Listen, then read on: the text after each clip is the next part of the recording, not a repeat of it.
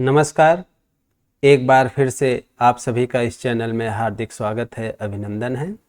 हम सभी लोग तर्क भाषा ग्रंथ का अध्ययन कर रहे थे और एक विशेष बात कि अगर आप इस चैनल पर नए हैं तो कृपया विषय को समझने से पहले इसके पूर्व वाले सभी वीडियो को देख लीजिए, तो समझना थोड़ा बेहतर हो जाएगा।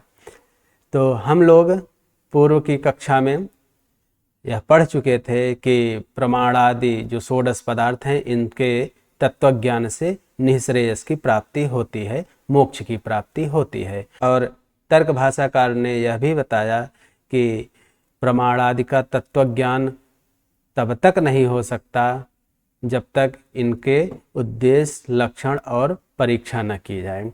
और इस बात के समर्थन के लिए आचार्य केशव मिश्र न्याय भाष्यकार आचार्य वात्स्यायन की पंक्ति को उद्धृत करते हैं कि त्रिविधा चास्य शास्त्रस्य प्रवृत्तिरुद्देशो लक्षणम परीक्षा चेति। अस्य शास्त्रस्य, इस न्याय शास्त्र की त्रिविधा प्रवृत्ति है। प्रवृत्ति तीन प्रकार की है। प्रवृत्ति पदार्थ विवेचन की प्रक्रिया, पदार्थ प्रतिपादन की शैली, यह त्रिविधा तीन प्रकार की है: उद्देश्य, लक्षण और परीक्षा। उद्देश्य लक्षणम परीक्षा च इति। उद्देश्य, लक्षण और परीक्षा। और एक बात विशेष रूप से ध्यान देने योग्य है कि हमेशा ध्यान दीजिए कि यह उद्देश्य है, उद्देश्य नहीं। यहाँ प्रायः बहुत मिस्टेक होने की संभावना रहती है और लोग करते भी हैं, लेकिन आप लोग सचेत रहिए। इस शास्त्र में पदार्थ विवेचन की जो प्रक्रिया है वह तीन प्रकार की है: उद्देश्य, लक्षण और परीक्षा। तो अब एक एक पर हम विचार करते हैं कि उद्देश्य क्या है, लक्षण किसे कहते हैं, परीक्षा किसे कहते हैं। तर्क भाषाकार आगे लिख रहे हैं, उद्देश्यस्तु नाम मात्रेण वस्तु संकीर्तनम तच्चास्मिन्नेव सूत्रे कृतम। उद्देश्य तो नाम मात्रेण वस्तु संकीर्तनम। तो हम सब एक बार इसे सामान्य रूप से जान लेते हैं पूरी पंक्तियों को, फिर उसके बाद शास्त्र की दृष्टि से समझने का प्रयास करेंगे। उद्देश्य तो नाम मात्रेण, नाम मात्र से, वस्तु संकीर्तनम, वस्तु का संकीर्तन, वस्तु का कथन, नाम मात्र से वस्तु का कथन करना उद्देश्य कहलाता है। और कहा कि तत् च अस्मिन्नेव सूत्रे कृतम। तत् च अस्मिन् एव सूत्रे कृतम। और तत् वह वस्तु संकीर्तन, पदार्थ का कथन, अस्मिन् एव इसी सूत्रे, अस्मिन् एव सूत्रे इसी सूत्र में, कृतम कर दिया गया। किस सूत्र में? पहला सूत्र हम लोग पढ़े न्याय सूत्र का कि प्रमाण, प्रमेय, संशय, प्रयोजन, दृष्टांत, सिद्धांत, अवयव, तर्क, निर्णय, वाद, जल, वितंडा, हेत्वाभास, छल, जाति, निग्रह स्थानानां तत्वज्ञानान् निःश्रेयसाधिगमः। पहला सूत्र पढ़े हैं। और इसमें, इस सूत्र में, इस न्याय शास्त्र में जो 16 पदार्थ हैं, उन 16 पदार्थों का नाम मात्र से, नाम लेकर उन पदार्थों का कथन कर दिया गया है। तो उसी बात को स्पष्ट कर रहे हैं तर्क भाषाकार। तत् च और तत् वह, ध्यान दीजिए, तत् शब्द नपुंसक लिंग है। और आगे आया है कि वस्तु संकीर्तनम, तो भी नपुंसक लिंग है। तत् से वस्तु संकीर्तनम का अध्याहार होगा। और वह वस्तु संकीर्तन, पदार्थ का कथन, अस्मिन् एव सूत्रे इसी सूत्र में कर दिया गया है। ये तो इसका सामान्य अर्थ है। अभी हम लोग इसकी शास्त्र की दृष्टि से इसकी व्याख्या देखेंगे। और आगे कह रहे हैं, लक्षणम तो, लक्षणम तो असाधारण धर्म वचनम। लक्षणम तो असाधारण धर्म वचनम। लक्षण क्या है? लक्षण तो असाधारण धर्म का वचन, कथन। असाधारण धर्म का कथन लक्षण कहलाता है। अब असाधारण धर्म इतना व्यवहारिक रूप में जान ही रहे हैं। साधारण अर्थात जो सब में हो, असाधारण अर्थात जो जिस विशेष पदार्थ में हम कहना चाह रहे हैं उसी में हो। तो असाधारण धर्म का कथन लक्षण कहलाता है। यथा गोह शासनादिमत्वम, जैसे गोह षष्ठी एकवचन का रूप है, गाय का शासनादिमत्वम, शासनादिमत्व शासनादिमान होना, शासना आदि से युक्त होना गाय का लक्षण है। इन सब पर अभी विशेष चर्चा की जाएगी। तो उद्देश्य क्या है? नाम मात्र से पदार्थ का कथन करना उद्देश्य कहलाता है, और लक्षण असाधारण धर्म का कथन लक्षण कहलाता है। परीक्षा किसे कहते हैं? लिख रहे हैं लक्षितस्य लक्षणम उपपद्यते न वेति विचारः परीक्षा। लक्षितस्य लक्षणम उपपद्यते, लक्षितस्य जिस पदार्थ को लक्षित किया गया अर्थात जिस पदार्थ का लक्षण किया गया है उस लक्षित पदार्थ का लक्षणम लक्षण उपपद्यते उपपन्न हो रहा है कि नहीं, सही है कि नहीं। उपपद्यते न वा इति, उपपद्यते उपपन्न है करें, न वा अथवा नहीं उपपन्न है, नहीं उचित है, इति विचारः ऐसा विचार करना परीक्षा कहलाता है। परीक्षा अर्थात परीक्षण करना, टेस्ट करना कि सही है कि नहीं सही है। उद्देश्य और विशेष ध्यान दीजिए, यह उद्देश्य नहीं है, उद्देश्य है। उद्देश्य अर्थात नाम मात्र से वस्तु का कथन करना। इस तर्क भाषा के जो प्रतिपाद्य पदार्थ हैं उनका कथन सूत्र में हो ही चुका है, अब केवल बचा है लक्षण और परीक्षा। तो आगे कह रहे हैं तेन एते लक्षण परीक्षे प्रमाणादीनाम कर्तव्ये। थोड़ा व्याकरण की दृष्टि से देखिए, तेन एते, एते एतद सर्वनाम स्त्रीलिंग प्रथमा द्विवचन का रूप है। लक्षण परीक्षे, लक्षण और परीक्षा, लक्षणम च परीक्षा च, लक्षण परीक्षे इतरेतर द्वंद्व समास है। लक्षणम नपुंसक लिंग शब्द है, परीक्षा स्त्रीलिंग शब्द है। जब समास हुआ तो समास होने के बाद एक पद बना तो उस पद का लिंग क्या होगा?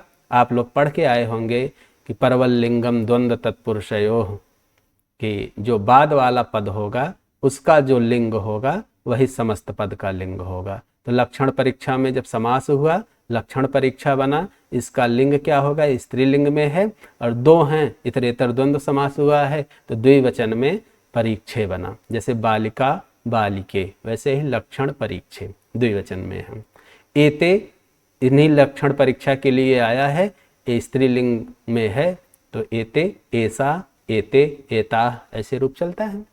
एते लक्षण परीक्षे प्रमाणादीनाम, प्रमाणादीनाम प्रमाण आदि के जो 16 पदार्थ हैं इनका लक्षण परीक्षे, लक्षण और परीक्षा करें। कर्तव्ये, ध्यान दीजिए, कर्तव्य शब्द क्री धातु से तव्यत प्रत्यय लगकर बनता है, और तव्यत प्रत्यय कृत्य प्रत्यय के अंतर्गत आते हैं। और आप लोग पढ़े होंगे कृत्य प्रत्यय के अंतर्गत 7 प्रत्यय हैं, और जो कृत्य प्रत्यांत जो भी पद होते हैं वो लिंग अविशिष्ट होते हैं। उन शब्दों का कोई विशेष लिंग नहीं होता, वो जिसके लिए आते हैं उसी के लिंग में उनका प्रयोग होता है। अब लक्षण परीक्षा के लिए कर्तव्य आया तो ध्यान दीजिए, लक्षण परीक्षे स्त्रीलिंग द्विवचन में है तो कर्तव्य का पहले स्त्रीलिंग कर्तव्या बनेगा और प्रथमा द्विवचन में बालिका बालिके, वैसे कर्तव्या कर्तव्ये। तो क्लियर रखिए। तो करें तेन, इसलिए अब उद्देश्य तो हो चुका है, अब बचा है लक्षण और परीक्षा। तो कह रहे हैं प्रमाणादि नाम, प्रमाण आदि जो 16 पदार्थ हैं, एते लक्षण परीक्षे, अब इनके ये दोनों लक्षण और परीक्षा कर्तव्य करना बाकी है, अब इनका किया जाएगा। तो ये साधारण अर्थ हुआ। अब हम थोड़ा व्यवहारिक दृष्टिकोण को अपनाते हुए शास्त्रीय दृष्टि से इन बातों को समझते हैं हम। देखिए, लक्षण, लक्षण शब्द पे विचार कीजिए। लक्ष्यते अनेन इति लक्षणम, जिसके द्वारा किसी पदार्थ को लक्षित किया जाए, बतलाया जाए, वह लक्षण कहलाता है। अब देखिए, लक्षण में होता क्या है, जिस भी पदार्थ का हम लक्षण बताते हैं उसमें जो यूनिक बात है, जो असाधारण बात है, उसी के माध्यम से, उसी का सहारा लेकर हम उस पदार्थ का लक्षण करते हैं, उसके बारे में बतलाते हैं। जैसे क्लासरूम है, क्लासरूम में बहुत सारे बच्चे हैं, बहुत सारे विद्यार्थी हैं। किसी ने पूछा इसमें देवदत्त कौन है, या अपने हिसाब से आप जो भी नाम चयनित कर लीजिए कि फलाने कौन हैं। तो किसी ने बताया कि वो देखिए जो लाल रंग की शर्ट पहने हुए हैं और टोपी लगाए हुए हैं, वही हैं देवदत्त। अब बात केवल क्लासरूम की हो रही, तो आप देखते हैं कि वहाँ केवल एक ऐसा व्यक्ति है जो लाल रंग की शर्ट पहने हुए है, तो आप समझ जाते हैं कि देवदत्त वही है। हम जब भी ऐसे लक्षण को बताते हैं, एकदम मतलब यूनिक बात जो उसमें है, उसी का आश्रय लेकर बतलाते हैं। अगर 4-5 लोग लाल शर्ट पहने होंगे, कतई न बताएंगे लाल शर्ट वाले को देखिए, हम उस चीज़ को उसमें ढूंढेंगे जो किसी में ना होगा। तो ऐसे ही लक्षण शास्त्र में भी दिया गया कि लक्षण में क्या होगा कि असाधारण धर्म का कथन किया जाएगा। अब देखिए, साधारण अर्थात सामान्य, सामान्य अर्थात जो सब में समान रूप से रहे, कई लोगों में रहे, वो सामान्य बात है, वो साधारण बात है। असाधारण बात वो होती है जिस विशेष वस्तु के विषय में हम बात कर रहे हैं वह केवल उसी में हो, वो असाधारण बात कहलाएगी। तो ऐसे ही असाधारण धर्म का कथन लक्षण कहलाता है। एक बात, न्याय दर्शन आप पढ़ रहे हैं, यहाँ बार बार धर्म शब्द का प्रयोग आएगा, और इस धर्म से आप कोई सनातन धर्म, हिंदू, मुस्लिम ये सब नहीं समझना है। यहाँ धर्म मतलब वस्तु धर्म, वस्तु धर्म मतलब कोई भी पदार्थ है, कोई भी चीज है, उसके विषय में जो कुछ भी बात हो सकती है, सब उसके धर्म हैं। जैसे घड़ा है, घड़ा गोल है, तो गोल होना यह घड़ा का धर्म है। घड़ा लाल रंग का है, तो यह भी उसका धर्म है। घड़ा 10 लीटर का है, यह भी उसका धर्म है। तो घड़े के विषय में आप जो भी बात कर सकते हैं, जो भी चीज जानते हैं, वो सब उसके धर्म हैं। तो असाधारण धर्म का वचन, असाधारण वस्तु धर्म जो उसका है, उसी का कथन लक्षण कहलाता है। अब लक्षण का लक्षण बतलाने के बाद एक उदाहरण दे रहे हैं हम। यथा गोह शासनादिमत्वम, जैसे गाय का लक्षण है शासनादिमत्व, शासनादि से युक्त होना। अब शासनादि क्या है भी इस पे विचार किया जाएगा। और तीसरी बात आती है परीक्षा की। परीक्षा में क्या किया जाएगा कि लक्षण जो किया गया उस लक्षण का परीक्षा की जाएगी, ये सही है कि नहीं सही है। अब देखिए, आचार्य ने तो कह दिया कि त्रिविधा चास्य शास्त्र से प्रवृत्ति है। किसी भी पदार्थ का हमें ज्ञान करना है ऐसे ग्रंथ के माध्यम से, तो कैसे ज्ञान होगा? पदार्थ के विषय में बतलाया जाएगा। सबसे पहले तो उसका कथन करना है, उसको बतलाना है कि ये पदार्थ हैं। तो जो सब 16 पदार्थ बता दिए गए, उद्देश्य हो गया। तभी तो हम बताएंगे अच्छा ये 16 पदार्थ हैं प्रमाण आदि, फिर उसके विषय में लक्षण करना है। तो पहले उद्देश्य जरूरी है, जब उद्देश्य हो गया तब उसका लक्षण किया जाएगा। अब लक्षण करने के बाद अगर उसका परीक्षण न किया जाए तो हमेशा संदेह बना रहेगा, ये जो हमने जाना सही है कि नहीं सही है। तो जब संदेह बना रहेगा तो सम्यक ज्ञान हो ही नहीं सकता। और जब सम्यक ज्ञान नहीं होगा तो निःश्रेयस का अधिगम कैसे होगा, मोक्ष कैसे मिलेगा। इसलिए लक्षण किया गया इतना ही पर्याप्त नहीं है, उसका परीक्षण भी करना पड़ेगा। और परीक्षण कैसे करेंगे कि लक्षितस्य लक्षणम उपपद्यते न वा, लक्षित का लक्षण उपपन्न होता है, हो रहा है या नहीं हो रहा है, ऐसा विचार परीक्षा कहलाता है। इतनी बातें तो सामान्य हो गई। अब इनकी जो ये पदार्थ प्रतिपादन शैली है, पदार्थों के विवेचन की प्रक्रिया है 3 प्रकार की। ध्यान दीजिए, उद्देश्य, लक्षण और परीक्षा। इनका यह नियम सर्वत्र लागू होगा। जैसे शुरू में आपने देखा 16 पदार्थ की बात आई, उसका उद्देश्य कर दिए हैं और बता रहे हैं कभी लक्षण परीक्षा किया जाएगा। बीच में एक बात आती है कि त्रिविधा चास्य शास्त्र से प्रवृत्ति है कि पदार्थ विवेचन की प्रक्रिया 3 प्रकार की है, तो वहाँ तुरंत नाम गिना दिए, उद्देश्य, लक्षण और परीक्षा। ये जो त्रिविध प्रवृत्ति की बात करते हैं, सबसे पहले उसका उद्देश्य किए, उसका नाम मात्र से कथन किए। उद्देश्य क्या किए? उद्देश्य, लक्षण और परीक्षा। इन तीनों का उद्देश्य हो गया। अब इन तीनों का लक्षण करेंगे, अर्थात उद्देश्य का लक्षण क्या है, लक्षण का लक्षण क्या है, परीक्षा का लक्षण क्या है।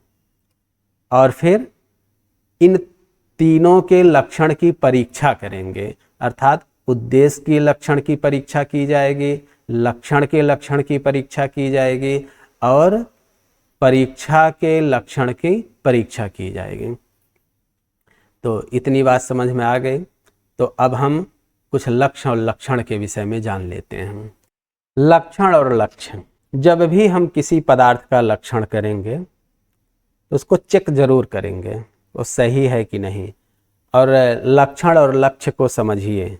जैसे कहा गया कि तर्क भाषा पढ़ने वाले कौन कौन विद्यार्थी हैं, तो आपको ऐसी बात बतलानी है कि जितने तर्क भाषा पढ़ने वाले विद्यार्थी हों जो सब पे लागू हो जाए। मान लीजिए 50 लोग पढ़ रहे हैं तर्क भाषा, तो आपको ऐसा लक्षण बताना है कि 50 के ऊपर लागू हो जाए, 100% कवर कर ले। जहाँ ऐसा लक्षण होता है कि अपने सभी लक्ष्यों पर लागू हो जाता है, तो वही लक्षण निर्दुष्ट लक्षण कहलाता है। निर्दुष्ट, दुष्ट अर्थात दोष युक्त, निर्दुष्ट दोष रहित, तो एकदम शुद्ध लक्षण वो कहलाएगा। और लक्षण वही माना जाता है जिसमें कोई दोष न हो, तो लक्षण का निर्दुष्ट होना अति आवश्यक है। तो इसकी निर्दोषता किस रूप में है? बस यही कि हमारा लक्षण लक्ष्य पर पूरी तरह से व्याप्त हो, लागू हो सके। अगर हमारे लक्ष्य की संख्या 50 है तो लक्षण ऐसा हो कि 50 पे लागू हो जाए। अगर 51 पे लागू हो गया तब भी गड़बड़, 49 पर ही लागू हो रहा है तो भी गड़बड़। तो इस बात को समझे रहिए। तो लक्ष्य लक्षण, जहाँ लक्ष्य और लक्षण दोनों समान होंगे, धीरे धीरे बात समझ में आ जाएगी। कहीं कहीं आपको ये स्थिति देखने को मिल सकती है। अब इसमें समझिए, जैसे हमारा लक्ष्य जो है वो ज़्यादा है, मान लीजिए उसकी संख्या 100 है और हमारा जो लक्षण है लगभग वो 60 पे ही या 55 पे ही लागू हो रहा है। तो ऐसी स्थिति में कहेंगे कि यह लक्षण जो है पूरी तरह से व्याप्त नहीं कर पा रहा लक्ष्य को, यह व्याप्त नहीं कर पा रहा है, इसलिए यह लक्षण अव्याप्ति दोष से दूषित है। तो जहाँ लक्ष्य और लक्षण दोनों समान होंगे वो तो सही है। जहाँ लक्ष्य हमारा ज़्यादा रहेगा और लक्षण पूरी तरह से उस पर लागू ना हो पाएगा, कुछ ही लक्ष्यों पर लागू हो रहा है, कुछ लक्ष्य हमारा बच जा रहा है, ऐसी स्थिति में लक्षण को कहेंगे कि यह अव्याप्ति दोष से दूषित है, तो वह लक्षण नहीं कहलाएगा। लक्षण अर्थात जो दोषों से रहित हो। कहीं कहीं आपको ऐसी स्थिति देखने को मिल सकती है कि हमारा लक्ष्य 100 है, लेकिन हमने जो लक्षण प्रस्तुत किया या जो भी लक्षण है वो लगभग 120 पे लागू हो जा रहा है। तो लक्ष्य की एरिया कम है, लक्षण की एरिया ज़्यादा है। मतलब लक्षण जो है लक्ष्य पर लागू तो हो ही रहा है, उसके साथ साथ जो अलक्ष्य हैं, अन्य पदार्थ हैं, उस पर भी व्याप्त हो जा रहा है, मतलब ये अधिक व्याप्त हो जा रहा है, अति कर जा रहा है। इसलिए ऐसे लक्षण को अतिव्याप्ति दोष से दूषित कहते हैं। आशा है कि बातें समझ में आ रही होंगी। अगर नहीं भी आ रही कोई बात नहीं, आने लगेंगी। और इस प्रकार के आप लोग रीजनिंग में खूब सवाल पढ़े होंगे, जान भी रहे होंगे। कहीं कहीं ऐसी भी स्थिति घट सकती है कि हमारा जो लक्षण है उसको लक्ष्य से कुछ लेना देना ही नहीं है, लक्ष्य पर तनिक भी लागू नहीं हो रहा है। तो ऐसे लक्षण को कहते हैं असंभव दोष से यह दूषित है। असंभव मतलब वो संभव ही नहीं हो पा रहा, तनिक भी नहीं घट रहा। तो इस असंभव दोष को भी समझते रहिए। 3 प्रकार के दोष की बात आ गई, अव्याप्ति, अतिव्याप्ति और असंभव दोष।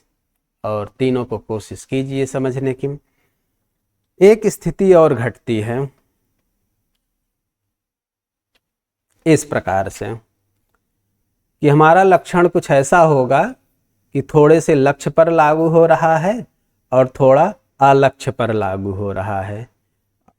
तो ऐसी स्थिति में हम देखेंगे कि यह लक्षण जो है अव्याप्ति दोष से भी दूषित है, क्योंकि पूरे लक्ष्य पर लागू नहीं हो पा रहा है। और अतिव्याप्ति दोष से भी दूषित है, क्योंकि यह जो अलक्ष्य पदार्थ हैं उन पर भी लागू हो जा रहा है। तो कई स्थितियां घटेंगी, इन सबको जानते रहिए, समझते रहिए। अभी जब हम पढ़ते चलेंगे और इनका प्रयोग करते चलेंगे तो अच्छे से सारी बातें समझ में आती रहेंगी। तो इतना समझने के बाद अब हम सब लोग एक बार इस पर विचार करते हैं फिर से। अब देखिए यहाँ पर उद्देश्य, लक्षण और परीक्षा, ये 3 पदार्थ हमारे सामने आ गए हैं, 3 बातें हैं। और इन तीनों का उद्देश्य हो गया त्रिविधा चास्य शास्त्रस्य प्रवृत्ति, यहाँ बतला दिए उद्देश्यो लक्षणम परीक्षा चेति, उद्देश्य हो गया। अब इन तीनों के लक्षण की बारी आई। लक्षण क्या किया उद्देश्य का, करें उद्देश्य, तो उद्देश्य तो क्या है, नाम मात्रेण वस्तु संकीर्तनम, नाम मात्र से वस्तु का कथन करना, यही उद्देश्य कहलाता है। अब इस लक्षण की हम लोग परीक्षा करेंगे। और एक चीज इसमें और समझ लीजिए, उद्देश्य समझना ये है कि इसमें जो उद्देश्य और दूसरा पार्ट है तो नाम मात्रेण वस्तु संकीर्तनम, नाम मात्रेण वस्तु संकीर्तनम यह लक्षण है और उद्देश्य जो यह है ये लक्ष्य है। तो लक्ष्य और लक्षण का भेद भी समझते रहिए। लक्षण क्या है, नाम मात्रेण वस्तु संकीर्तनम, लक्ष्य क्या है, उद्देश्य। अब इनकी परीक्षा करेंगे और परीक्षा कुछ ऐसे की जाती है, इसी को पदकृत्य व्याख्या कहते हैं। पदकृत्य, पद मीन्स पद शब्द जो भी जान समझ रहे हैं, कृत्य अर्थात कार्य अर्थात प्रयोजन। एक एक पद का प्रयोजन क्या है, एक एक शब्द का विशेष अर्थ क्या है, यहाँ पर क्यों रखा गया है। अब देखिए, नाम मात्रेण वस्तु संकीर्तनम दिख रहे हैं आपको, इनमें एक एक शब्दों का प्रयोजन क्या है, इनको रखने से फायदा क्या है। हम केवल इतना कह देते कि वस्तु संकीर्तनम, छोटा सा लक्षण हो जाता, पढ़ने में भी आसानी रहती। तो इतना बड़ा बना दिया, नाम मात्रेण वस्तु संकीर्तनम, क्यों बनाया गया, कहने कुछ विशेष बात होगी। वो विशेष बात क्या है, तो हमें पता कैसे चले कि इस पद का रखने से क्या हो रहा है, न रखते तो क्या हो जाता है। ये बड़ी सामान्य सी बात है, आप अपने घर में भी इस बात का अनुभव करते होंगे। घर में बहुत सारे लोग हैं, कौन क्या कर रहा है ये हमें भले न पता चले, लेकिन अगर वो एक आध सप्ताह के लिए या कुछ दिन के लिए कहीं बाहर चला जब जाता है, हमें सब बातें समझ में आने लगती है कि फलाने थे तो क्या क्या करते थे। वैसे यहाँ भी अमुक पद का प्रयोग किया गया, इसके होने से क्या फायदा है, इसका क्या प्रयोजन है, अगर नहीं समझ में आ रहा है उस पद को हटा दीजिए। जब हटा देंगे तो समझ में आने लगता है तो वो था तो क्या काम करता था। अब देखिए, जैसे नाम मात्रेण वस्तु संकीर्तनम, तो नाम मात्रेण, कहा मात्रेण को क्यों रख दिया, मात्र शब्द का क्यों प्रयोग किए हैं, मात्र को हटा देते हैं, तब लक्षण क्या बन जाएगा, कहें नाम मात्रेण। देखिए तृतीय विभक्ति है, तो जब मात्र हट जाएगा तो नामन प्रातिपदिक है, उसमें तृतीय विभक्ति लगेगी, तो नामन का तृतीय में नामना बनता है। उद्देश्यस्तु नामना वस्तु संकीर्तनम, कहें तभी लक्षण हो जाएगा।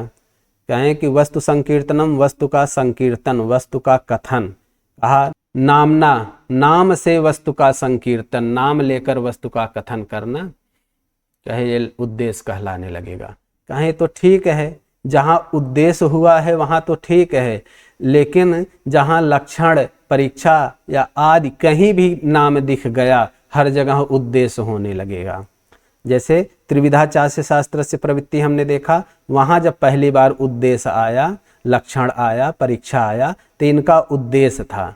अब हम पढ़ रहे हैं उद्देश्यस्तु नाम मात्रेण वस्तु संकीर्तनम, यहाँ भी हमको उद्देश्य दिखलाई पड़ा, और कहा अगर लक्षण में मात्र पद न रखते तो यहाँ जो हम उद्देश्यस्तु नाम मात्रेण वस्तु संकीर्तनम यह लक्षण बता रहे हैं, ये लक्षण न बन पाता, अपितु यहाँ भी उद्देश्य ही होने लगता। कहा वो क्यों, कहा जब हमारे लक्षण में यह रखा जाएगा नामना वस्तु संकीर्तनम, कि नाम से वस्तु का कथन, तो यहाँ उद्देश्यस्तु, यहाँ भी तो नाम लेकर वस्तु का कथन किया गया, तो हमारा लक्षण उद्देश्य में तो व्याप्त हो ही रहा था, लक्षण परीक्षा में भी जाने लगता, तो हमारे लक्षण में अतिव्याप्त दोष आ जाता। अतिव्याप्त दोष ना आने पाए इसलिए मात्र पद का प्रयोग किया गया। नाम मात्रेण का अर्थ हो गया नाम मात्र से वस्तु का कथन जहाँ किया जाए, और लक्षण परीक्षा में नाम मात्र से वस्तु का कथन नहीं किया जाता,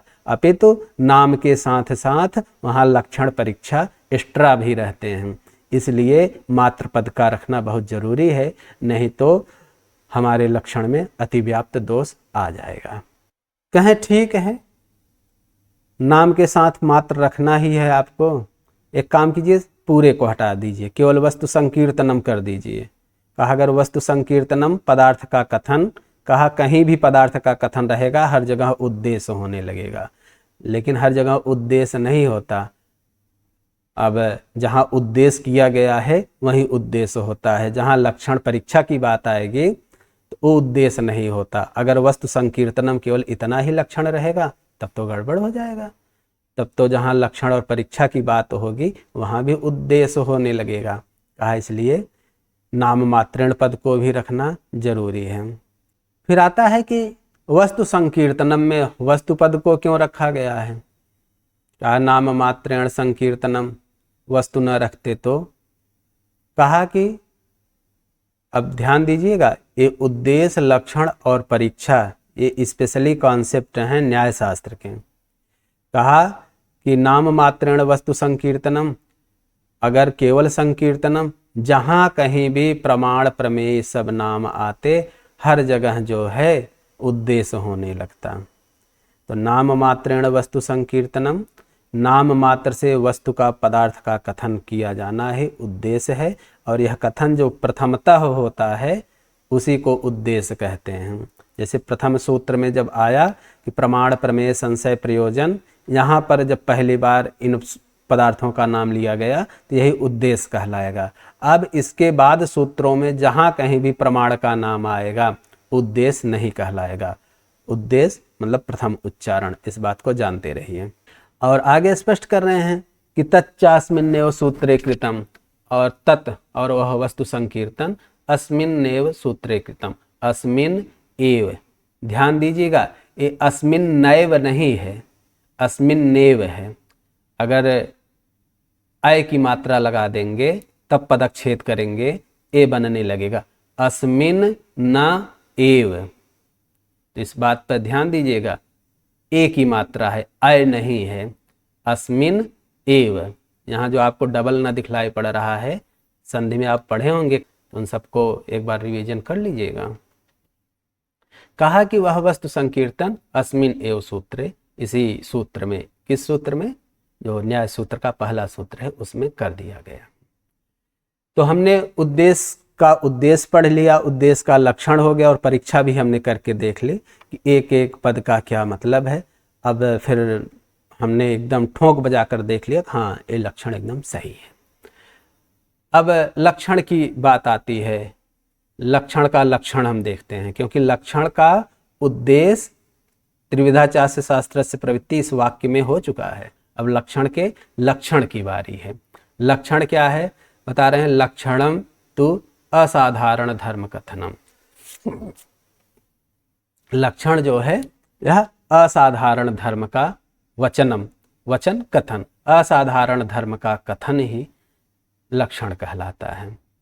अब चर्चा इस पे व्यवहारिक रूप से हो ही गई थी, तो देख लेते हैं कैसे। अगर अब इसकी भी परीक्षा करते हैं, असाधारण धर्म का कथन, कहें कि असाधारण क्यों कह रहे हैं, आप केवल कह देते हैं कि धर्म वचनम लक्षणम, धर्म का कथन लक्षण कहलाएगा, कहे बहुत गड़बड़ हो जाएगा, क्योंकि किसी भी धर्म का आप कथन करेंगे तुरंत लक्षण बनने लगेगा और उसमें हमेशा दोष ही रहेगा।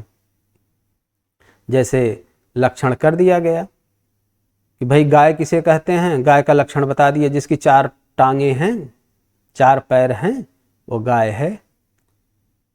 तो हमने देखा कि 4 पैरों वाले तो बहुत सारे जानवर हैं, सब गायें हैं, तो हमारा लक्षण जो है अतिव्याप्त करने लगा। या धर्म वचनम बता दिए, जो चितकबरी है गाय है, जो काली है गाय है, जो सफ़ेद है वो गाय है।